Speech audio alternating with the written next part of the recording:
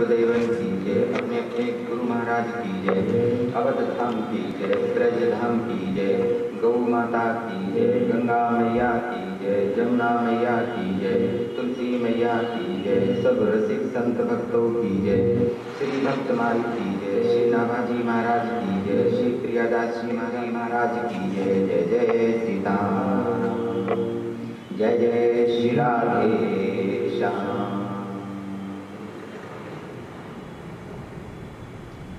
आप सभी को सादर राम राम, सीताराम प्रणाम। समस्त संतों को, समस्त देवों को कोटि कोटि दंडवत, कोटि कोटि नमन। आइए हम सभी मिलकर कुछ क्षण के लिए अपनी वाणी से भगवान नाम का संकीर्तन करेंगे, गुरु महिमा का गुणगान श्रवण करेंगे। किस प्रकार गुरुदेव की कृपा होने पर जीव का परम कल्याण होता है। भक्तमाल में हम सभी मिलकर भक्ति श्री नामदेव जी महाराज का चरित्र श्रवण कर रहे हैं। आपकी भक्ति पर रीझ कर बार बार ठाकुर जी आपके पास आते हैं और नामदेव जी महाराज आप ठाकुर जी को सर्वस्व मानते हैं, सर्वत्र मानते हैं, सर्वव्यापक मानते हैं। इस कारण से ठाकुर जी आपको बार बार आकर के दर्शन देते हैं और आपका जीवन भी धन्य होता है। सभी मिलकर के आपका चरित्र श्रवण करेंगे, कुछ उनके लिए अपनी वाणी से भगवान नाम का संकीर्तन करेंगे। सीताराम जय सीताराम, सीताराम सीताराम सीताराम, राम सीताराम सीताराम सीताराम, जय सीताराम सीताराम सीताराम सीताराम, जय सीताराम, जय जय राम, जय जय राम, जय जय राम, जय जय राम, जय जय राम, जय जय राम, जय जय राम, जय जय राम, जय जय राम, जय जय राम, जय जय राम, जय जय राम, जय जय राम, जय जय राम, जय जय राम, जय जय राम, गजले राम, गजले राम, गजले राम, गजले राम, गजले राम, गजले राम, गजले राम, गजले राम, गजले राम, गजले राम, गजले राम, गजराम, सीताराम सीताराम, जय सीताराम सीताराम सीताराम सीताराम, जय सीताराम, सीताराम सीताराम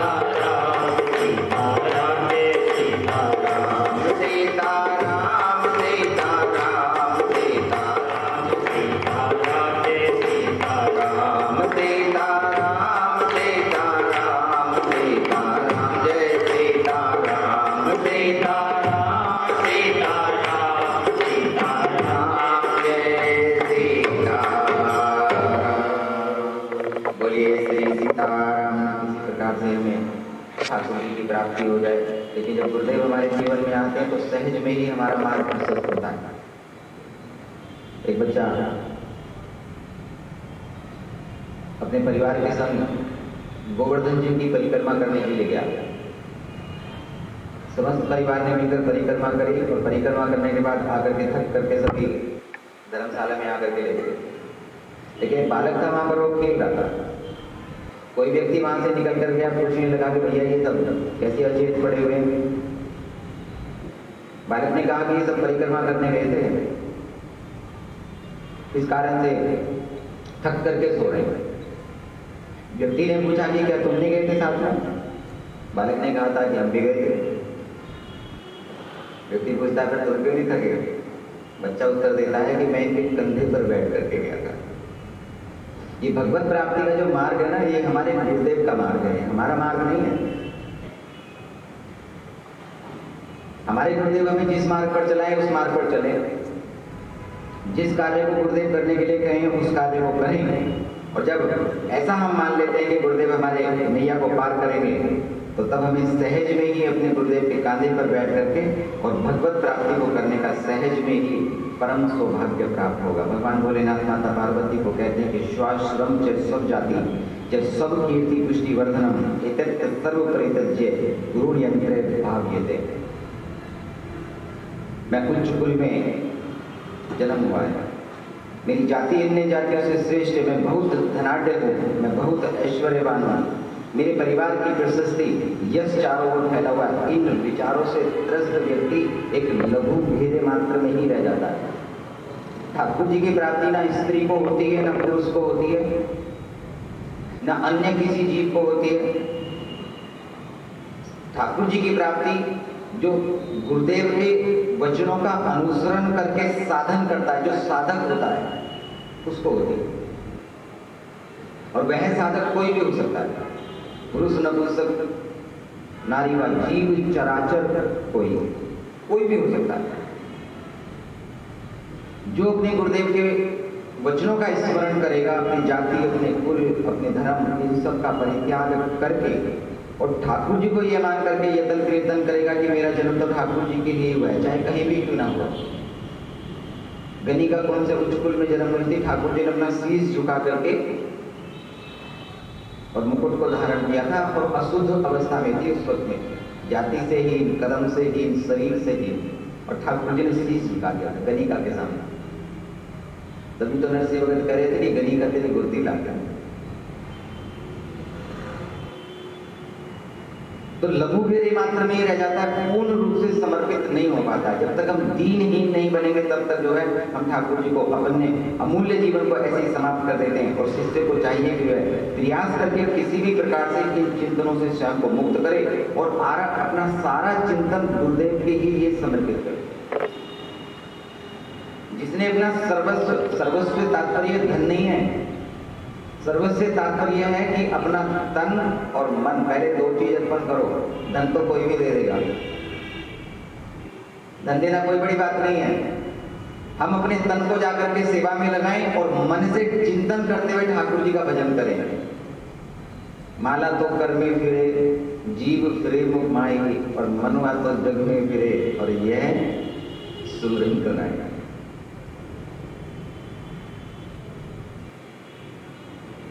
मन तो रमिया संसार में तन है साधु संग, और तुलसी यही वियोगते चढ़ियो न हरि करा। शरीर से हम साधु संतों का संग करते हैं, गुरुदेव का संग करते हैं, और मन रहता है मन तो रमियो संसार में, तन है साधु संग, और तुलसी यही वियोगते चढ़ियो न हरि करा। अब रंग तो तब चढ़े जब मन को रंगा जाएगा। इसलिए कहते हैं कि अपना सर्वस्व अर्पण करने के बाद में ठाकुर जी को भजन करें, गुरुदेव को नमन करें, और गुरुदेव की आज्ञा का पालन करते हुए यही करें कि किसी भी प्रकार से हमें भगवत प्राप्ति करा दीजिए गुरुदेव। सभी जगह भगवत प्राप्ति होती है, हरियोनी में होती है, प्रत्येक प्रकार के कुल में होती है, और हम प्रत्येक प्रकार के कर्म को करते हुए भी भगवत प्राप्ति कर सकते हैं। अमूल्य ये जीवन जो दिया ना, ये पारस की भांति है। एक शिष्य अपने गुरुदेव के पास गया और जाने के बाद में कहता है कि गुरुदेव आजकल हम बड़े दुखी चल रहे हैं, हमारा मन स्थिर नहीं रहता है, भजन नहीं होता है। गुरुदेव ने कारण पूछा। शिष्य कहता है कि महाराज आजकल धन का अभाव हो गया है, दिन प्रतिदिन कर्जदार होते जा रहे हैं, और इस कारण से हमारा मन स्थिर नहीं है। गुरुदेव ने पूछा कि कितना धन प्राप्त करने के बाद में तेरे मन को शांति मिल जाएगी? 2 लाख दें, 4 लाख दें, 10 लाख दें, कितने से? जब गुरुदेव के मुख से ये सुना कि गुरुदेव धन देने के लिए कह रहे हैं, तो शिष्य के मन में थोड़ा सा लालच जागृत हुआ। तो कहता है कि गुरुदेव बहुत ज्यादा कर्ज है, शरीर का एक एक रोम कर्ज में डूबा हुआ है। किसी भी प्रकार से कल्याण करने के लिए हमें कोई मार्ग बताएं। गुरुदेव ने कहा कि हमें मनी दे देते हैं, पारस दे देते हैं, 1 सप्ताह तक ये तुम्हारे पास में रहेगा, और 1 सप्ताह तक इससे जितना भी तुम चाहो धातु से सुवर्ण को पैदा कर सकते हो, प्रकट कर सकते हो, स्पर्श करना है। और स्पर्श करने के बाद में तुम्हें जितना भी धन चाहिए 1 सप्ताह के भीतर प्राप्त करो, और 1 सप्ताह के बाद में यह पारस स्वयं ही चलकर मेरे पास आ जाएगा। तो ध्यान रखना, 1 सप्ताह में धन एकत्रित भी करना है और चुका भी देना। और जब ऐसा किसी को मिल जाए, वह व्यक्ति आश्रम से लौटकर आया और नित्य प्रतिदिन धातु को एकत्रित करता है, जहां तहां से जा करके धातु को एकत्रित करके और कक्ष में एकत्रित करना आरंभ कर दिया। किसी ने चेताया भैया स्पर्श कर लो, तो कहता है कि पहले 1 सप्ताह का समय दिया गुरुदेव ने, तो पहले एकत्रित कर लो, एक ही बार स्पर्श कर दो। एक बार स्पर्श करके धातु को स्वर्ण बना लूंगा और तब तक मैं एकाग्र चित्त से ये धातु को एक जहां तहां जाता था एकत्रित करता था और एक सप्ताह इसी प्रकार से व्यतीत होने लगा। अंतिम दिवस में भी यही किया उसने। गुरुदेव ने कहा था कि 7वें दिन ये लौट करके मेरे पास आ जाएगा, तो अंतिम दिवस में भी धातु ही एकत्रित कर रहा है और विचार कर रहा है कि अभी तो संध्या होने वाली है, जाकर के स्पर्श करेंगे और काम हो जाएगा। और जैसे ही समस्त प्रकार की धातुओं को एकत्रित करके पहुंचता है वहां पर, तो वह अवधि पूर्ण हो गई जिस अवधि के लिए गुरुदेव ने कहा था। और देखते ही देखते हुए पारस रहते ही गुरुदेव के पास चला गया, अब रोने लगा, चीखने लगा, गिड़गिड़ाता है। उन्हें रोता रोता गुरुदेव के पास में गया और जाकर के कहता है कि गुरुदेव एक क्षण के लिए बस मुझे पारस दे दिए ताकि मैं उसे स्पर्श कर दूं। गुरुदेव ने कहा कि मूर्ख, जब तूने पूरे सप्ताह में उसकी स्पर्श नहीं किया तो तू अब उन्हें ले जाकर के क्या स्पर्श करेगा उसे। हमें ठाकुर जी ने कृपा करके ये अमूल्य पारस दिया है और हम इसे स्पर्श ही नहीं करना चाहते, इसको ऐसे ही रख रखा है। और जगत से हम धातु एकत्रित कर रहे हैं, उन वस्तुओं को एकत्रित कर रहे हैं, उन नाती संबंधों को एकत्रित कर रहे हैं जो धातु मात्र हैं। जन्मी जनक बंधु सुत धारा तन धन भुवन सुहृद परिवारा तिनके ममता ताग बटोरे। ठाकुर जी कह रहे हैं तेरे नहीं है, अरे तू तो इनके साथ हमने खेलने के लिए भेजा है ताकि तू यहाँ रहने के बाद में ये ना कहेंगे मुझे कोई नहीं दिया। इनकी ममता को मुझसे लगा, यह सोच कि ये सब मेरे हैं और मेरा भजन कर। और ठाकुर जी ने कहा है कि ये मेरे हैं और जीव कहता है कि ये मेरे हैं, तो ठाकुर जी कहता है कि तू ही रख ले, तू जीत गया, मुझे आवश्यकता ही नहीं है। और इस कारण से जीव अंतिम समय तक भी इस पारस रूपी शरीर को स्पर्श नहीं कर पाता, ठाकुर जी के चरणों में नहीं समर्पित कर पाता। और जब तक शरीर को समर्पित नहीं किया जाता है तब तक गुरुदेव के द्वारा प्रदत्त किया गया ज्ञान, दिए हुए वचन, ये सब निरर्थक रहते हैं और यह जीव कभी किसी काल में भगवत प्राप्ति नहीं कर पाता। तो यतन प्रयत्न करना चाहिए कि हम इस अमूल्य काया के साथ में ठाकुर जी का भजन करें और गुरुदेव के वचनों का पालन करते हुए और सदैव भगवत प्राप्ति के लिए प्रयत्नरत रहें। बोलिए श्री सद्गुरुदेव भगवान की जय, श्री नाभाजी महाराज की। हम सभी मिलकर श्रवण कर रहे हैं श्री नामदेव जी महाराज का चरित्र। और नामदेव जी महाराज की परीक्षा लेने के लिए ठाकुर जी आते हैं एकादशी का व्रत की निष्ठा देखने के लिए। अन्न नहीं दिया जाता है तो हमारे ठाकुर जी ब्राह्मण का रूप धर करके आते हैं, द्वार पर ही मर जाते हैं। नामदेव जी महाराज ने चिता लगा करके स्वयं को भी उसमें नष्ट करने का प्रयत्न किया तो ठाकुर जी भी वहां पर प्रकट हो गए। कहते हैं कि नामदेव तेरी निष्ठा बड़ी है। नामदेव जी महाराज कहते हैं कि ब्राह्मण भी बनकर आप भी आगे। हम 10 रुपए का पात्र खरीदने के लिए जाते हैं तो उसमें ठोक कर देख लेते हैं कहीं छिद्र तो नहीं हो जाए, वही कपट छिद्र न हो। तो ठाकुर जी को कैसे छिद्र पसंद आ जाएगा। भगवत प्राप्ति करने के लिए जीव प्रयत्न कर रहा, ठाकुर जी अपने धाम में लेकर जाने वाले, तो ठाकुर जी का तनिक भी उसकी परीक्षा नहीं लेंगे क्या। और एक पल के लिए बैठ करके चिंतन करके देखें कि क्या हम सभी मिलकर के जो यत्न प्रयत्न कर रहे हैं भगवत प्राप्ति के पात्र बन गए। हमारे भीतर वह सब पात्रता गुण प्रकट हो गए कि हम ठाकुर जी को प्राप्त कर लें। एक पल के लिए बैठ करके देखो कौन कौन बताएगा।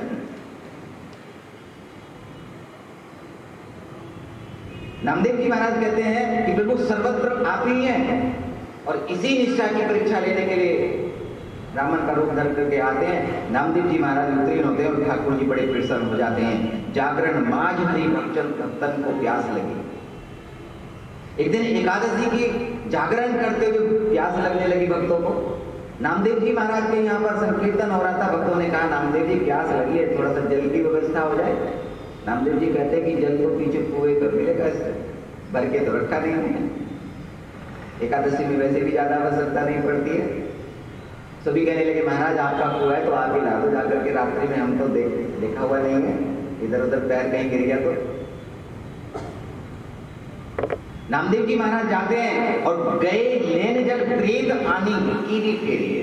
और जैसे ही वहां जाते हैं नामदेव जी महाराज पहुंचे, कुएं पर जल निकालने लगे तो ठाकुर जी एक प्रेत का रूप धारण करके आ गए। और जैसे ही एक प्रेत के दर्शन हुए तो नामदेव जी महाराज ने अपनी झाड़ी फेंकी वहीं पर और विचार करने लगे, देखो जल भी नहीं भरने दिया, और जल नहीं भरने दिया तो विचार किया कि चलो ठाकुर जी का यहाँ पर गाने कर लें। उस प्रेत में ही ठाकुर जी की भावना करी,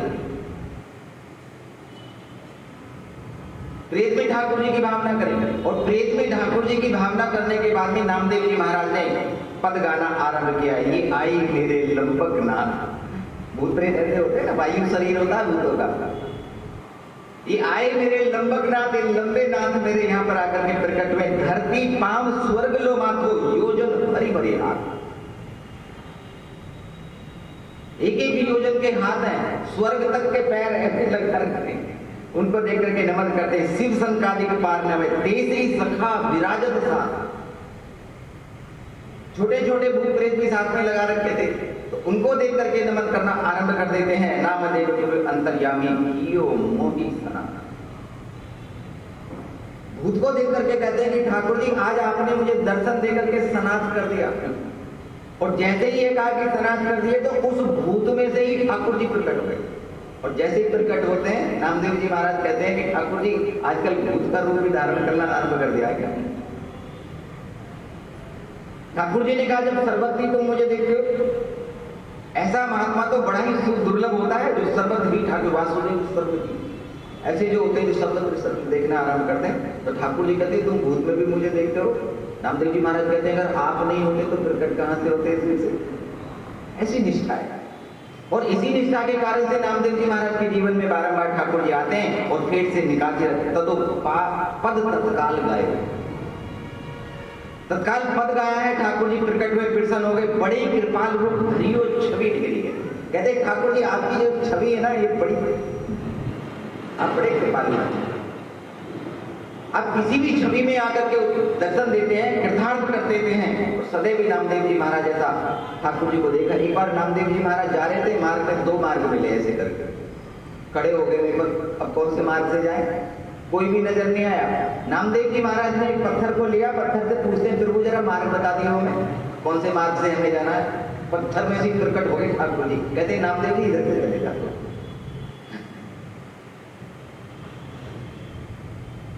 ये भक्ति की महिमा है कि हमारे ठाकुर जी कहीं भी किसी प्रकार, जिन परमात्मा को हम ढूंढने के लिए प्रयत्न कर रहे हैं, भक्तमाल के भक्त उन्हें कहीं भी प्रकट कर लेते हैं।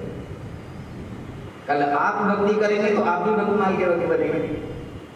यही है, इसी जगत में रहने वाले हैं कि जिन्होंने भक्ति करके ठाकुर जी को रिझाया, और रिझाने के बाद में सदैव ही ठाकुर जी आए हैं। नामदेव जी महाराज बड़े हंसमुख थे स्वभाव से, विनोद प्रिय। भूत में भी ठाकुर जी को देख लिया, ऐसे विनोदी स्वभाव के थे। ठाकुर जी ने एक बार विचार किया कि ये नामदेव जी महाराज मुझे सर्वत्र देखते हैं, तो क्या नामदेव जी निर्भय भी हो गए? अब इनकी निर्भय की भी परीक्षा हो जानी चाहिए। जब हम भजन करते हैं तो निर्भय तो होते थे, मरने से भी डरते हैं, जगत में रहते हुए पालन पोषण से भी डरते हैं। हमारे ठाकुर जी से पूर्ण रूप से निर्भय करते हैं। ठाकुर जी ने विचार किया कि चलो देखे परीक्षा लेकर के। एक बार नामदेव जी महाराज कहीं गए और किसी कुएं के पास में जाकर के वन में, तो वहां बैठ करके अपना नित्य कर्म करने लगे। एकांतवास कर रहे थे कुछ समय के लिए कि चलो थोड़ा सा एकांतवास हो जाएगा, एकांतवास झंझट में झांसा भजन हो जाएगा, कोई बात नहीं। जब भजन करने के लिए बैठे तो वहीं ग्राम के पंढरपुर के कुछ छोटे छोटे बच्चे खेलने के लिए आए और नामदेव जी महाराज को शोध करने लगे। नामदेव जी महाराज ने विचार किया कि अब क्या बच्चों के मुंह लगना है, एक दो बार समझाने के लिए प्रयत्न किया। तो वहां से उठ के फिर और थोड़ा और गहन वन में कुछ चले गए, यहाँ बैठ के भजन करेंगे, बच्चे इधर नहीं आएंगे। एक दो दिन भजन करते करते व्यतीत हुआ कि वहीं पर एक व्याध और व्याधिनी अपने समस्त परिकर के साथ में, बच्चों के साथ में शिकार खेलने पहुंच गए। कुत्ते भी संग में ले रखे थे। नामदेव जी महाराज के आसपास में आकर के शिकार करते और वहीं पर आकर के सुपच सुनाम, हमने वाल्मीकि जी का चरित्र श्रवण किया। भगवान के जो भक्त होते हैं ना, ये सुपच होते हुए सुनाम होते हैं। वहीं मारते थे वन्य जीवों को और वहीं पकाया करते थे। नामदेव जी महाराज को बड़ा कष्ट हुआ, कैसे कैसे बचकर तो यहाँ करके बैठे और यहाँ देखो। जब एक दो दिन व्यतीत हो गए, नामदेव जी महाराज ने समझाने के लिए प्रियदर्शन किया, तो वह व्याध अब बलपूर्वक वहीं आकर के समस्त कर्म करने लगा। इसलिए नामदेव जी महाराज ने समझाने के लिए प्रियदर्शन किया कि भैया ये मनुष्य शरीर मिला है तुम्हें, काहे कोई जीव हत्याएं करते हो, काहे के लिए ऐसे पाप कमाते हो, अंत में तुम्हें पता है किसी घोर गति की प्राप्ति होगी। मनुष्य शरीर प्राप्त करने के बाद में तुम्हें भजन करना चाहिए। अब जिसके पास जो है वही देगा। नामदेव जी महाराज जानते हैं भक्ति की महिमा को, भगवान की महिमा को, तो व्याध और व्याधनी को भी समझाने के लिए प्रियदर्शन किया। व्याधनी ने व्याध से कहा, देखो जी ये जो मनुष्य है ना, यह हमारी जीविका में खलल डाल रहा है, हमारी तो जीविका ही है। तो तुम ऐसे करो कि मुझे इस मनुष्य का मांस ना बड़ा अच्छा लग रहा है, मैं तो इस मनुष्य का मांस ही खाऊंगी, तो मुझे इसे मार करके दे दो। अब नामदेव जी महाराज समझा रहे थे कि मनुष्य शरीर होने के बाद में भजन करना चाहिए, और व्याधनी ने कहा कि मुझे तो इसी मनुष्य का मांस खाना है। व्याध चले मारने के लिए नामदेव जी महाराज को। नामदेव जी महाराज ने देखा कि संकट आया तो थर थर कांप रहे थे, राम राम करके आंख बंद करी, और जब आंख बंद करी तो व्याध और व्याधनी वहीं पर रुक गए।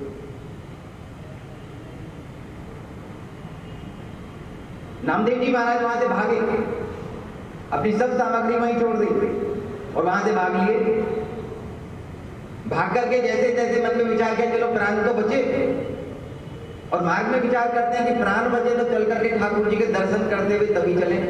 एक बार ठाकुर जी के दर्शन निकलने चल करके पहुंच गए पुंडरीकनाथ भगवान के यहाँ पर, और जैसे ही जाकर के दर्शन किए तो पुंडरीकनाथ भगवान खूब हंस रहे थे। नामदेव जी महाराज ने पूछा कि प्रभु क्या बात है, आज तो बड़े प्रसन्न नजर आ रहे हो, कौन बात हो रही? ठाकुर जी ने कहा कि आज हमने तुम्हें डरा दिया, आज तुम डर गए। नामदेव जी महाराज ने कहा तो क्या आप ही व्याध और व्याधनी बन करके गए थे वहां पर? ठाकुर जी ने कहा हम ही है। नामदेव जी महाराज ने कहा तो क्या होगा, डर गए तो किससे डरे? आपसे तो डरे, किसी और से थोड़ा ना डरे। अरे डराने वाले आप हैं, और आपने अगर डरा दिया तो बहुत बड़ी बात हो गई, जगत से तो नहीं डरे ना। ठाकुर जी इतने प्रसन्न हुए जब ये कहते हैं कि जगत से नहीं डरे, और डरे तो आपसे डरे। इस बात को लेकर के पुंडरीकनाथ भगवान इतने प्रसन्न हुए, कहते हैं कि नामदेव तेरी भक्ति भी अटूट है। हम इस जगत में रहते हैं कि जगत हमें पुकार रहा है, और हम जगत से कहें ए जगत, ए संसार हमें मत पुकार, हम तेरे नहीं हैं, हम ठाकुर जी के हैं। मेरे ठाकुर जी मुझे पुकारेंगे तो मैं जाऊंगा, और तू मुझे पुकारेगा तो मैं तेरी नहीं सुनने वाला। नामदेव जी महाराज कहते हैं कि जगत में मैं भयभीत नहीं हूं, और आप अगर मुझे डराते हैं तो मुझे किसी भी प्रकार से कोई ऐसा नहीं है कि मुझे भय लगता हो। ठाकुर जी अत्यंत प्रसन्न हो जाते हैं, और इसी प्रकार से नामदेव जी महाराज ठाकुर जी के साथ में नित्य प्रतिदिन ऐसे हास प्रयास करते रहते हैं। ठाकुर जी भी ऐसे हास प्रयास करते हैं। नामदेव जी महाराज ने श्री ज्ञानदेव जी महाराज से वैष्णव की दीक्षा भी दी। ज्ञानदेव जी महाराज आपके गुरु हैं। ज्ञानदेव जी महाराज को पता है कि नामदेव जी महाराज को भगवत प्राप्ति हो चुकी है, लेकिन तत्व ज्ञान नहीं है अभी इन्हें तत्व ज्ञान नहीं है, कि बस भक्ति में ही रमते रहते हैं, और कभी इन्हें तनिक भी परमात्मा के विषय में ज्यादा सोचने का विषय नहीं मिलता है। तो नामदेव जी महाराज को कभी भी गुरुदेव को ज्ञान नहीं दिया करते थे, देते हुए डरते थे, क्या कहें जब भगवत प्राप्ति पहली होगी तो क्या बताएं। और एक दिन ज्ञानदेव जी महाराज ने विचार किया कि अपने शिष्य को कम से कम थोड़ा सा ज्ञान तो बता ही दे। यही विचार करके ज्ञानदेव जी महाराज अपने अनेकों संतों को संग लेकर के, भक्तों को संग लेकर के, शिष्यों को संग लेकर के गोरा कुम्हार के यहाँ पर गए। गोरा कुम्हार बड़े बड़े भक्त हुए थे।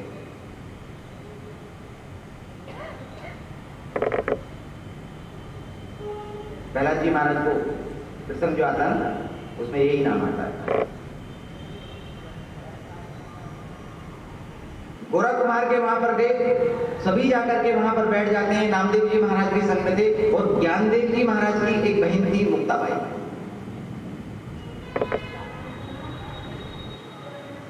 जब वहां पर पहुंचे तो मुक्ताबाई ने जाकर के, सभी संत विराजमान हो गए, गोरा कुमार से पूछने लगे, कहते कि गोरा चाचा ये वहां पर थपकी पड़ी थी बर्तन को बनाने वाली, कि गोरा चाचा ये क्या है?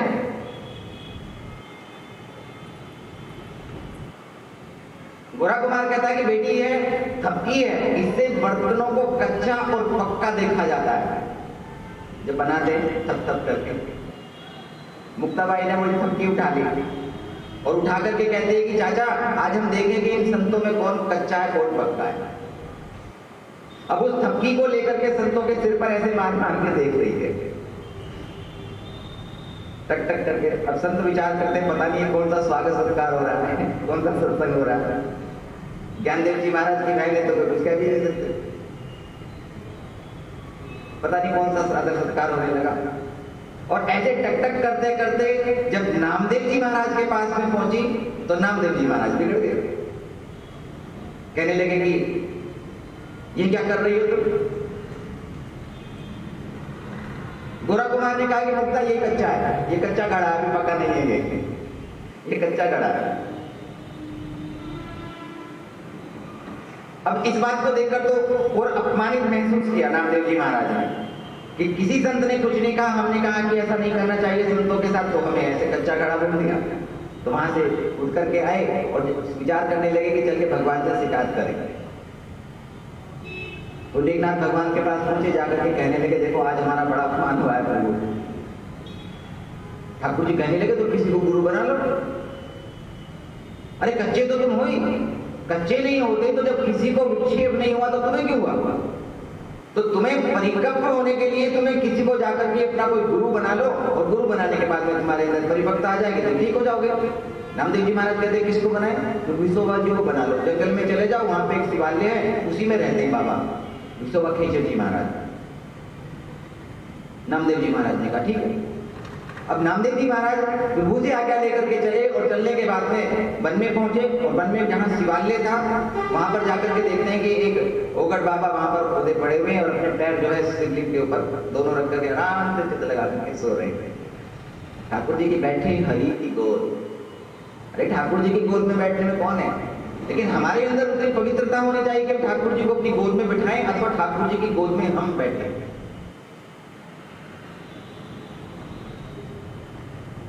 कुछ देर देखते रहे, देखने के बाद में कहा कि देखो बाबा को शिवलिंग के ऊपर पैर रख रखे हैं। कुछ देर देखते रहे, इसमें कहा कि बाबा ये ठीक नहीं है, भगवान के ऊपर पैर रख रखे, पैर हटा लो। विश्वभा जी कहते हैं कि देखो अभी हम जर्जर हो गए, बूढ़े हो गए, हमारे अंदर सामर्थ्य नहीं है, तो तुम ऐसे करो कि तुम्हें उठा करके रखो।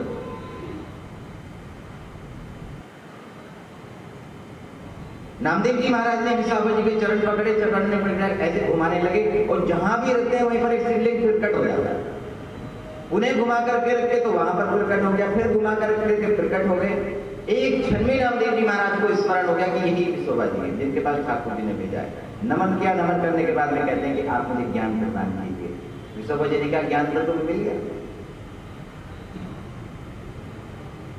ज्ञान तो मिल गया तुम्हें। इसी ज्ञान को प्राप्त करने के लिए यहाँ पर तुम्हें भेजा गया था कि ठाकुर जी जो है वो सर्वत्र है, हरिव्यापक सर्वत्र समाना, प्रेम से प्रकट हुई में जाना, भगवान बोले ना करे। इसी ज्ञान को प्राप्त करने के लिए बताया गया था कि सर्वत्र सर्व रूपों में ही परमात्मा है। अब तुम परिपक्व हो गए हो, तुम्हें ज्ञान हो गया है, निश्चित होकर के वापस जाओ। और जैसे ही नामदेव जी महाराज यहाँ से चले, पुंडरीकनाथ भगवान संतों के समाज में पहुंचे और वहां जाकर के घोषणा की कि मेरा नामा पक्का हो गया है, जिसको परीक्षा लेनी है लेकर के देख लो। एक ठाकुर जी ने कहा मेरा नामा पक्का हो गया, अब कच्चा घड़ा दिया पक गया। ऐसे हमारे ठाकुर जी जो भक्त के इतना पीछे पीछे रहते हैं और इस प्रकार से परिपक्व करने के लिए अनेकों प्रकार के यत्न करते हैं, तो समझ लीजिए ठाकुर जी हमारे सदैव ही रक्षक हैं। बस हमें थोड़ा सा विश्वास मात्र करना है, निष्ठा हमें भजन में रखनी है, यही ठाकुर जी प्रकट होकर के और हमारी सदैव रक्षा करते चले जाएंगे। एकादशी का व्रत किया, द्वादशी में आकर के नारद जी महाराज ने रोटियां बनाई, भोग लगाया ठाकुर जी को, और जैसे ही भोग लगा करके भीतर को जाने लगे, यहां से आने के बाद विश्वभा जी के पास से आने लगा कि तभी वहां पर एक कुत्ता आया, रोटी को उठा करके लेकर के चल गया। नामदेव जी महाराज घी का पात्र लेकर के पीछे पीछे चलते हैं, कहते हैं कि महाराज अभी सूखी रोटियां हैं, सूखी सूखी मत पाइएगा, जरा घी से चुपड़ लीजिएगा, घी लगा के भोग लगा के तब पाइएगा। क्योंकि ज्ञान प्राप्त हुआ है विश्वभा जी से कि सर्वत्र ही हमारे ठाकुर जी हैं, के दर्शन हो रहे हैं। तो नामदेव जी महाराज भी उसी प्रकार से कुत्ते के पीछे भागे और जब कुत्ते के पीछे कहते हैं कि ठाकुर जी रुक जाइए, तो कुत्ते में से ही जो कुत्ते का स्वरूप था वह अंतर्धान हो गया और उसी के भीतर से ठाकुर जी हमारे प्रकट हो गए। और जब ठाकुर जी को प्रकट होते हुए देखा तो नामदेव जी महाराज ने चरणों में नमन किया और नमन करके कहते हैं कि प्रभु ये रूप भी आपने धारण कर लिया। ठाकुर जी कहते हैं कि जब सर्वत्र मुझे देख रहे हो तो फिर सर्वत्र मैं ही हुआ ना। ऐसी अटूट निष्ठा है नामदेव जी महाराज की। और इसी जो अटूट निष्ठा के कारण हमारे ठाकुर जी सदैव नामदेव जी के संग में रहते हैं। आपके सत्संग में ब्राह्मणी आया करती थी, पति नाराज रहा करता था कि ऐसे मुंडे बैरागियों भी यहाँ पर जाती हो। और एक बार देवयोग से उसका एक पुत्र था, वह किसी कारणवश मर गया। अब तो ब्राह्मण ने उसको अनाप शनाप कहना आरंभ किया कि यह उनके पास मुंडे बैरागियों के सत्संग में जाने का ही परिणाम है कि अल्प आयु में ही तुम्हारा पुत्र मर गया। वह ब्राह्मणी रोती बिलखती अपने पुत्र को लेकर के नामदेव जी के सत्संग में गई। नामदेव जी महाराज ने पूरी कथा सुनी। कथा सुनने के बाद में संतों का चरणों तक उतारा और चरणों तक उतारने के बाद में उस मृतक पुत्र के मुख में छोड़ा तो वह पुत्र राम राम कहकर के उठ करके वहां पर बैठ जाता। तब जाकर के उस ब्राह्मण को यह निष्ठा हुई। जो सत्संग होता है, जो संतों का संग होता है, यह सदैव ही हितकारी होता है। ब्राह्मण वहां से वापस लौट जाता है। एक गरीब ब्राह्मणी थी, नामदेव जी महाराज के सत्संग में आया करती थी। एक दिन पति देव पहुंचे, जाकर के कहते हैं महाराज मेरी पुत्री का विवाह है, धन का थोड़ा सा अभाव है, पुत्री का विवाह कैसे होगा। एक थैली लेकर के आए थे। वह थैली ला करके नामदेव जी महाराज को दी और नामदेव जी से कहते हैं कि इस थैली में जितना धन है बस उतने से ही विवाह करना है। नामदेव जी महाराज कहते हैं कि पुंडरीकनाथ भगवान सब भला करेंगे। विवाह के खर्च के लिए नामदेव जी महाराज ने उसी थैली में से धन को निकाल कर देते थे। जितने धन की आवश्यकता होती थी थैली में से निकाल कर देते थे। विवाह पूर्ण हो गया। विवाह पूर्ण होने के बाद में लोगों ने कहा कि तुमने कन्या की तरफ से तो सब कुछ दिया, लेकिन वर पक्ष की तरफ से तो कुछ भी नहीं दिया। नामदेव जी महाराज ने आंख बंद करके पुंडरीकनाथ भगवान का स्मरण किया। आकाश मार्ग से वर्षा होने लगी धन की। आपके जीवन काल में भी वर्षा हुई थी। तब जाकर के पता चला सभी को कि देखो कैसी भक्ति है कि ठाकुर जी भक्ति के ऊपर बीज करके और धन भी प्रदान करते हैं। एक बार कुंडरपुर में ब्रह्मभोज हुआ।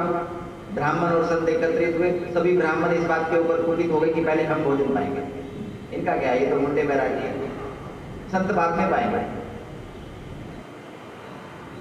और जब ब्राह्मण वहां पर भोजन पाने लगते हैं, सभी संत भगवान एक तरफ जाकर के खड़े हो गए तो देखते ही देखते आकाश मार्ग से पत्थरों की बरसात होने लगी। पत्थर सबके सिर पे आकर गिरने लगे।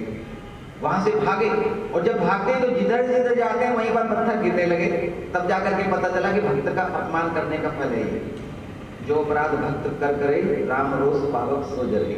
भेदभाव नहीं होना चाहिए ना भजन में। ठाकुर जी की पैड़ी पर जाने के बाद में प्रत्येक जीवात्मा एक समान हो जाती है, चाहे वो कोई भी। इसलिए मान्यता है कि मंदिर में जाने के बाद में शिष्य को भी अपने गुरुदेव के चरण स्पर्श करने का अधिकार नहीं होता है, क्योंकि फिर तो ठाकुर जी के सामने सभी यात्री बन के खड़े हुए एक समान है। गुरुदेव भी एक समान है, शिष्य भी एक समान है, अन्य जो जीव वहां पर उपस्थित है वह भी सब एक समान है। और जब मंदिर की सीमा से बाहर जाते हैं दर्शन करने के बाद में, तब शिष्य को गुरुदेव के जाकर के दंडवत नमन करना चाहिए। मंदिर में नहीं करना चाहिए। मंदिर में किसी को भी नमन करने का अधिकार नहीं दिया गया। ठाकुर जी से बढ़कर कौन है इस जगत में?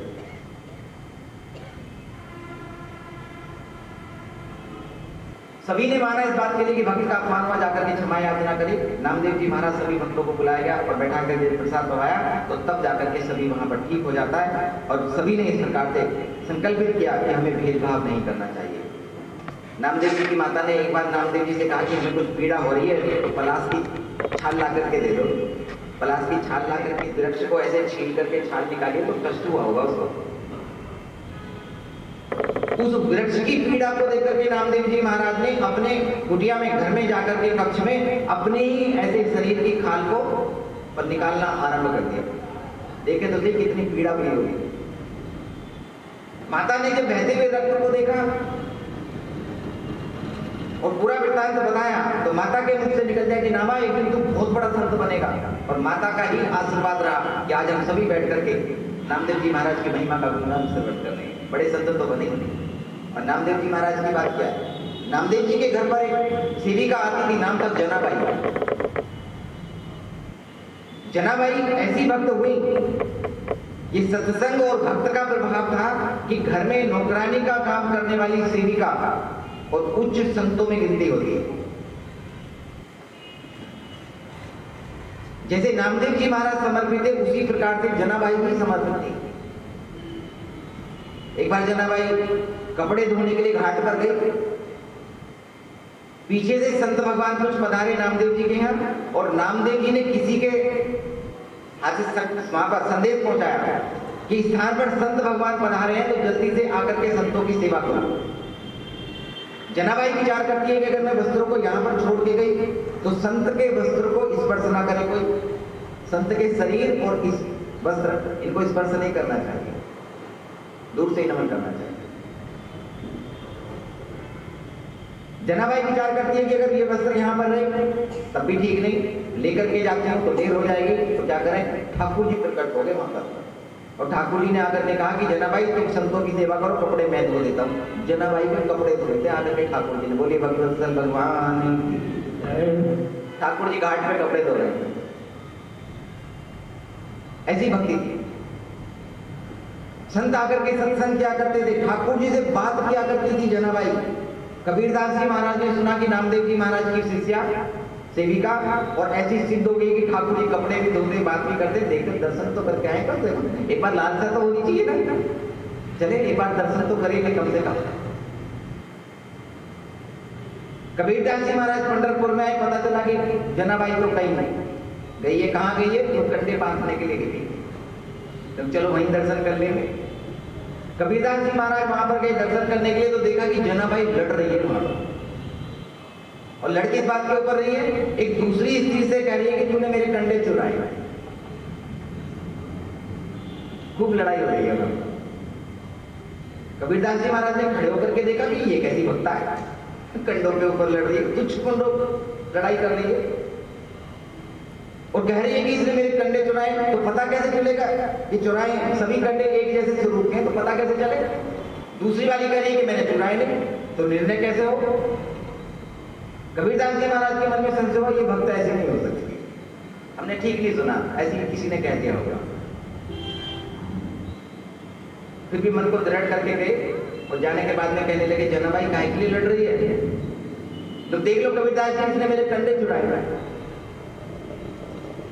कबीरदास ने कहा कंडे तो एक जैसी हैं, पता कैसे चलेगा कि चुराए हैं, पता कैसे चलेगा।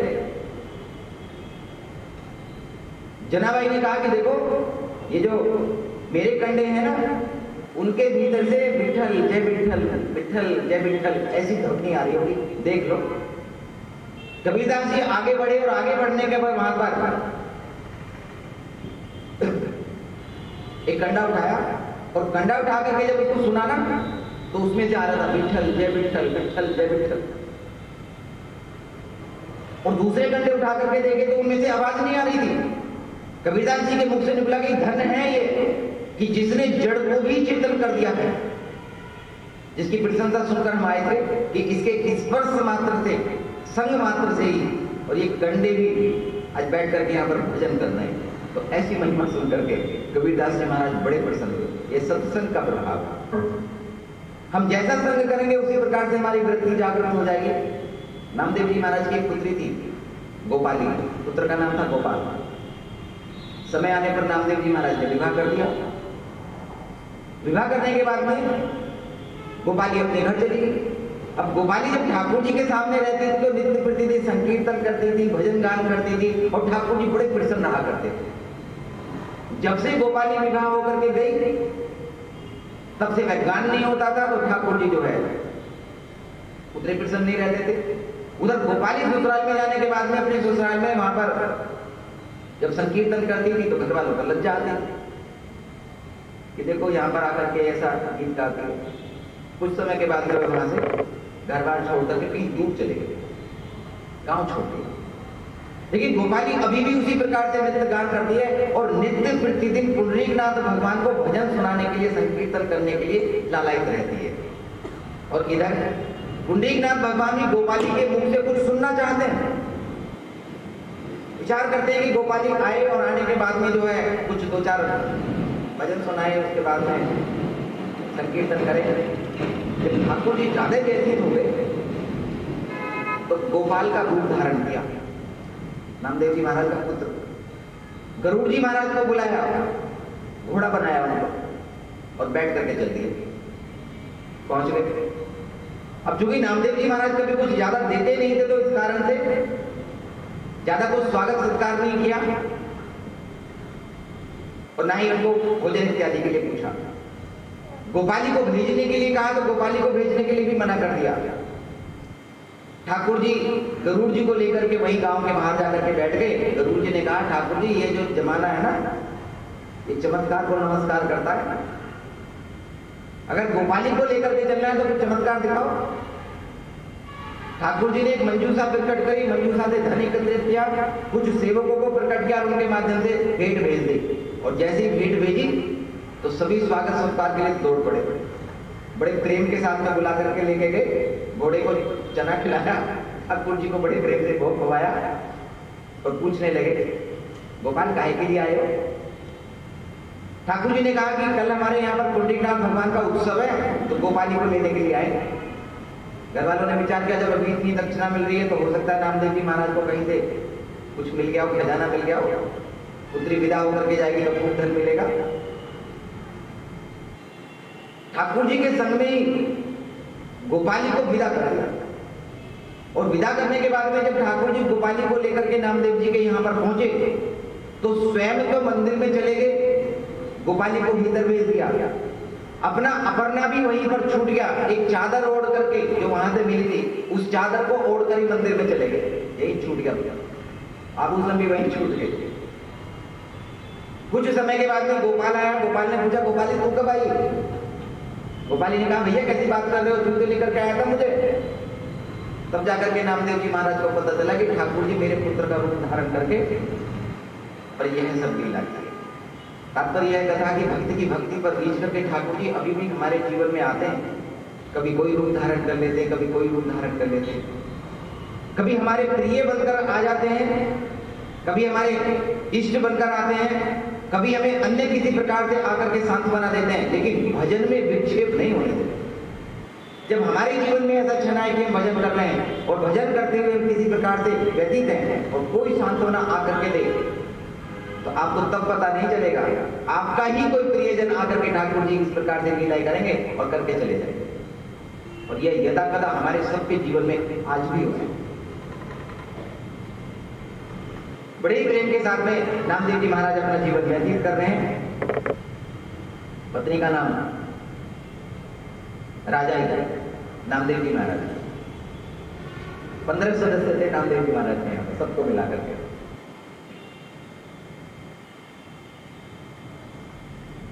परसा नाम की एक सखी थी, सदैव ही धन का अभाव रहता था। एक दिन राजा ही गई अपनी सहेली के पास में और जाकर के कहती है कि आजकल हमारे परिवार में ठीक से नहीं चल रहा है। अब भजन कीर्तन में लगे रहते थे, ज्यादा कुछ आवश्यकता भी नहीं थी। परसा ने कहा कि देखो हमारे पास एक रुक्मणी मैया की दी हुई एक मनी है, इसको ले जाओ, इससे कुछ धन एकत्रित कर लो और फिर बाद में आकर के लौटा जाना, समय से लौटा देना। राजा ही उस परी को लेकर के आई, मनी को, और लाने के बाद में उससे कुछ धन एकत्रित किया और आज बढ़िया सा भोग ठाकुर जी को लगाया। नामदेव जी महाराज जब संध्या में आकर के भोजन पाने के लिए बैठे और इतना दिव्य भोजन देखने के लिए मिला तो पूछ बैठे, कहां से कौन भक्त आया, किसने धन दिया? राजा जी ने पूरा का पूरा वृत्तांत बता दिया। नामदेव जी महाराज ने पूछा कि दिखाओ जरा कहां है वह मनी, और मनी ला करके दिखाई तो नामदेव जी महाराज उस मनी को ले जाकर के चंद्रभागा नदी में जाकर कर फेंका। पंढरपुर के पास से चंद्रभागा नदी निकलती। जब संध्या तक भी वह मनी वापस नहीं लौटी तो परसा ने जाकर के कहा कि मेरी मनी लौटाओ। अब मनी कहां से मिले? मनी तो नदी में फेंक दी। नामदेव जी महाराज पर चोरी का आरोप लगा दिया, मनी को चुरा लिया और अब वापस नहीं लौटा दिया। नामदेव जी महाराज ने कहा कि तुम्हें मनी चाहिए, परसा को लेकर के गए और जाने के बाद में नदी में जाकर के ऐसे हाथ डाल करके जब ऐसे निकाले ना, कंकड़ पत्थर निकाले, तो जितने कंकड़ पत्थर थे वे सभी मनी बन गए। परसा की तो आंखें खुली की खुली रह गई कि हम एक मनी लेने के बाद में कहते हैं कि हमारे पास धन है, और इन भगत जी को देख लो, नदी में हाथ भी डाल रहे हैं तो कंकर पत्थर भी मणि बनकर ही प्रकट हो रहे हैं। बोलिए वत्सल भगवान की जय। ऐसी महिमा। ऐसी ठाकुर जी ने एक बार 500 मोहरे दी नामदेव जी महाराज को लाकर, नामदेव जी महाराज की पत्नी को। नामदेव जी महाराज को पता चला तो एक ही दिन में भंडारा करके 500 की 500 मोहरे समाप्त कर दिए। अपने पास धन नहीं रखते थे। धन का संग्रह तब करना चाहिए जब हमें ये लगे कि हम अभी तक रहने वाले हैं, आगे जब रहने वाले नहीं है। शास्त्र तो यह कहता है, गुरुदेव तो यह कहते हैं कि प्रत्येक दिन को अंतिम दिन मानकर ही नमन करना चाहिए, प्रत्येक दिन को। और यदि हम ऐसा करना आरंभ कर दें कि प्रत्येक दिन को हम अंतिम दिन मान लें तो हमारा जीवन बड़ा सुखमय हो जाएगा। समाप्त नहीं होता जीवन। और एक एक दिन के लिए कृपा करके ठाकुर जी से कहे कि ठाकुर जी बड़ी कृपा है कि आपने आज का दिन तो कम से कम प्रदान किया, आपकी लीलाएं देखी, आपके उत्सव देखे हैं, कथाएं सुनने को मिली है। एक दिन नारद जी महाराज बड़े रुष्ट होकर के पहुंच गए ठाकुर जी के यहाँ पर। ठाकुर जी ने पूछा, नारद जी क्या हो गया, आज कैसे उदास उदास हो रहे हो? नारद जी ने कहा, मैं बड़ा दुखी हूँ, आज मन बड़ा व्यथित है। ठाकुर जी ने पूछा, क्या हुआ? आप जैसे निर्लिप्त ऋषि मुनियों के लिए कौन सा दुख प्रकट हो गया? नारद जी कह रहे, महाराज आज मैं वहां पर अयोध्या में गया था और वहां पर रामनवमी का उत्सव मनाया जा रहा था। बड़ा आपकी बड़ी महिमा का गुणगान वहां पर हो रहा, बड़ा उत्सव हो रहा था वहां पर। सभी संत भक्त मिलकर के रामनवमी का उत्सव मना रहे थे। ठाकुर जी ने कहा, तो उत्सव देख करके आकर के कौन दुखी होता है? तुम काहे के लिए दुखी हो रहे हो? ये तो बड़ी प्रसन्नता की बात है कि मेरे भक्त मिलकर के गुणगान कर रहे हैं, तो तुम्हें भी प्रसन्न होना चाहिए।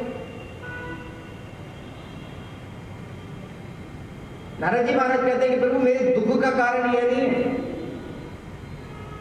मेरे दुख का कारण यह है कि मैं उन जीवात्माओं के लिए दुखी हो रहा हूं जिन्होंने भजन कर करके और मुक्ति की प्राप्ति कर ली। अब ठाकुर जी को तो और भी आश्चर्य हुआ, मतलब जीव मुक्त होने के लिए आता है, और अगर जीव मुक्त हो गए तो फिर उनके लिए कौन सा दुख करना? नारद जी महाराज ने कहा कि अयोध्या में जब आपका उत्सव मनाया जा रहा था तो वहां पर जीव भक्त ऐसे आनंदित होकर के नृत्य गान कर रहे थे कि उनको देखने के बाद लगा कि ठाकुर जी आपके वैकुंठ में मुक्त प्राप्त जीवों को वह आनंद की प्राप्ति अब कभी नहीं होने वाली। जो जीव भजन करके मुक्त हो गए उनको उस आनंद की प्राप्ति नहीं होने वाली। जो आनंद की प्राप्ति यहाँ आपके उत्सव मना करके, कथा में जाकर के, अन्य लीलाओं को स्मरण कर करके आनंदित होकर के जीव सदैव ही प्रसन्न रहता है, अब उसकी प्राप्ति नहीं होने वाली। राम बुलावा भेज दिया, दिया कबीरा रोए। कबीरदास जी महाराज को विमान आया लेने के लिए, कहते कि चलो, कबीरदास जी महाराज रो पड़े। राम बुलावा भेज दिया, दिया कबीरा रोए। और जो सुख सत्संग में सो वैकुंठ में ना हो। सत्संग में जो सुख है वो वैकुंठ में थोड़ा ना होता है। हम भक्ति करते हैं, कंडे पाथते हुए भी जनाबाई को भक्ति की प्राप्ति है। कपड़े धोते हुए ठाकुर जी आकर के कपड़े धुलवा रहे हैं। नामदेव जी महाराज कुत्ते में पत्थर में ठाकुर जी के दर्शन कर रहे हैं और प्रसन्नचित हैं। और इसी प्रकार से नामदेव जी महाराज सदैव प्रसन्न रहा करते थे। और एक दिन नामदेव जी महाराज ने बैठे बैठे विचार किया कि अब इस जीवन को समाप्त कर देना है, बहुत लीला भी होगी। पुंडरीकनाथ भगवान के मंदिर में गए, जाने के बाद में ठाकुर जी को नमन किया और नमन करने के बाद में कहते हैं हाथ जोड़कर कि प्रभु अब अपने नामा को अपनी पौड़ी के ऊपर ही स्थान दे दीजिए। अब आपका नामा आप ही के चरणों में रहना चाहता है, तो आप अपनी पौड़ी के ऊपर ही मुझे स्थान दे दीजिए। और प्रभु मुझे अपनी पौड़ी के ऊपर से हटाइएगा नहीं। जब नामदेव जी महाराज जी निवेदन करने लगे, सभी भक्त समुदाय वहां पर मंदिर में उपस्थित था। वचनों को सुनने के बाद में सभी नामदेव जी महाराज की तरफ देखने लगे। अब जब पुंडरीकनाथ भगवान की सीढ़ी पर जाते हैं तो 7 पीढ़ियां बनी हुई है वहां पर, ऐसे करके नामदेव जी महाराज सबसे नीचे वाली पौड़ी के ऊपर आए। आने के बाद में वहां पर हाथ जोड़ते हैं और हाथ जोड़ने के बाद में सभी भक्तों को नमन किया। नमन करने के बाद में कहते हैं कि मेरा स्थान यही पौड़ी होनी चाहिए। ठाकुर जी को नमन करते हैं, अपने चित्त को ठाकुर जी में जाकर के लगाया। नामदेव जी का शरीर उसी पौड़ी के ऊपर शांत हो जाता है। नामदेव जी महाराज का दिव्य शरीर चुपचाप से जाकर ठाकुर जी में जाकर के समाहित हुआ और वह शरीर वहीं पर रह गया। सभी भक्तों ने मिलकर सबसे नीचे वाली सीढ़ी के ऊपर नामदेव जी महाराज को स्थान दिया।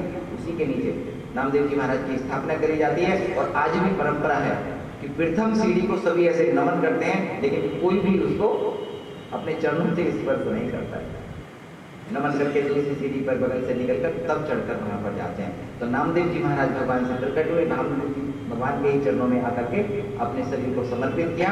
और आज हम सभी मिलकर के नामदेव जी महाराज के चरणों में नमन करते हैं कि आपकी भक्ति ऐसी अटूट है कि बार बार स्मरण करके आपकी लीलाओं को देख करके भी ठाकुर जी आपके संग में आते हैं, प्रमुदित होते हैं, आनंदित होते हैं, और यही आनंद प्राप्त करने के लिए हम कथाओं में आते हैं। बोलिए भगवत्सल भगवान जय। जय जय गोविंद गोविंद गोपाला, जय जय गोविंद गोविंद गोपाला, जय जय गोविंद गोविंद गोपाला, जय जय गोविंद गोविंद गोपाला। मेरा मुरली मनोहर नंद लाला, मेरा मुरली मनोहर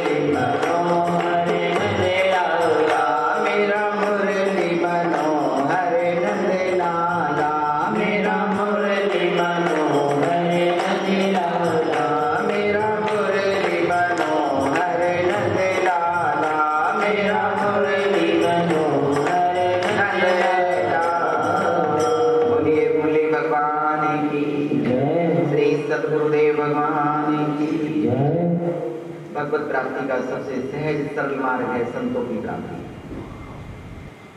संत मिलन सब जब सुख नाई, गिरजा संत समान, लाभ है कछुआ। संतों के मिलने के समान कोई लाभ नहीं है और संतों के मिलने के समान कोई सुख नहीं है। और जब संतों की प्राप्ति होती है तो हमारे जीवन में ठाकुर जी की प्राप्ति स्वतः ही हो जाती है। ज्ञानदेव जी महाराज के एक शिष्य हुए थे मंडली राव, एक पुत्री थी सीताबाई। जब नामदेव जी महाराज सभी संतों के साथ मिलकर के ज्ञानदेव जी महाराज सभी आते थे तो यह सीता बाल्य अवस्था से सभी के दर्शन करती थी और संतों के दर्शन करती थी। उनकी शीत प्रसाद के लिए मचलती रहती थी, मांग मांग करके खाती थी। और उन्हीं संतों के दर्शन करते करते ही यह बालिका बड़ी होती है और विवाह होने के बाद में एक ऐसे घर में जाकर के विवाह हुआ। राजा राममोहन उनके साथ विवाह हुआ। इतने विमुख थे कि संतों के नाम से भी घृणा किया करते थे। राज्य में घोषणा कर रखी थी कि मेरे नगर में कोई कभी भी और संत का प्रवेश नहीं होना चाहिए। अब जो बालिका सदैव ही संतों का शीत प्रसाद ग्रहण करके पालन पोषण हुआ हो, संतों के दर्शन करती हो, संतों का चरणों तक ग्रहण करती हो और उसका विवाह ऐसी जगह पर हो जाए कि जहां पर कोई संतों का नाम भी ना लेता हो तो उसका जीवन किस प्रकार से वहां पर व्यतीत होगा। घर में जाने के बाद में जब संतों को नहीं आते देखती है और संतों के नाम से भी वहां पर घृणा होती है तो मन में विचार करती है कि ऐसे विमुख जन जो मेरे परिजन हैं इनका उठाते रहते थी। भक्त खूब एक नरसता ढाई सौ अभक्त संत, भक्तों का संतों का संग करने वाली स्त्री अभक्त के घर पर जाकर के भियाई जाती है, सदैव भूखी रहती है। जाके घर माज जन नाम नहीं लीजिए, संतों का नाम भी कोई नहीं लेता था।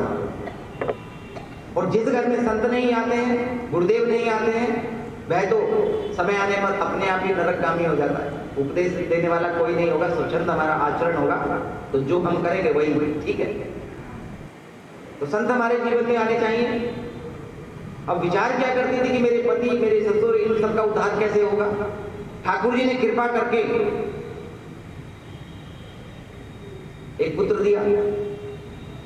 अब छोटा पुत्र है उसकी परवरिश करती है, उसी के संग में रहती है और यही विचार करती है कि किसी भी प्रकार से मेरे परिजनों का उद्धार होना चाहिए। अब इस सीताबाई के संग में विवाह के समय पर एक दासी वहीं से विदा होकर के आई संग में। कभी कभी अपनी व्याथा उसी से बताया करती थी, जैसे भगवान श्री कृष्ण उद्धव जी से अपनी व्याथा बताते हैं। जब कोई भी मार्ग नहीं मिलता है तो तब जाकर के इस कन्या ने कहा कि किसी भी प्रकार से, और जब संत यहाँ पर आए तो बस तुम मुझे इस बात की सूचना दे देना। दासी को कहा, स्वयं तो महल से निकलती नहीं थी, घर से नहीं निकलती थी, तो अपनी दासी से कहती कि आवेपुर संत आई दासी ने जनाई कही, जब कभी हमारे यहाँ पर संत आए हमारे नगर में तो तुम मुझे सूचना दे देना। वर्षों इंतजार करने के बाद भी जब कोई संत नहीं आया तो सीताबाई ने अपने पिता मंडलिक राव को एक पत्र लिखा और पत्र लिख करके कहा कि पिताजी आप गुरुदेव को हमारे यहाँ पर भेज दीजिए। राजा मंडलिक राव ने ज्ञानदेव जी महाराज से कहा, ज्ञानदेव जी महाराज अपने सभी संतों को लेकर के, निवृत्तिनाथ, सोपान देव जी महाराज, मुक्ताबाई, चोखा मेला जी, सावंत माली जी, इन सभी को लेकर के नामदेव जी महाराज और उस नगर में पहुंच गए। जब नगर में वहां पर जाकर के पहुंचे तो दासी ने सीताबाई को कहा और सीताबाई दर्शन करने के लिए गई। जब सीताबाई दर्शन करने के लिए जाती है तो उस दिन नामदेव जी महाराज एक पद का आश्चर्य सुना रहे थे कि अगर कोई भी व्यक्ति किसी संत को एक गिलास भी भोजन करा देता है तो ठाकुर जी उसे प्रेम से पाते हैं और जोर की डकार लेते हैं, तृप्त हो जाते हैं। इस आश्चर्य का पद सुना रहे थे। सीताबाई ने एक समय नामदेव जी महाराज के संग में ज्ञानदेव जी महाराज को विचरण करते हुए सच्चिदानंद नाम के व्यक्ति को जीवित होते हुए देखा।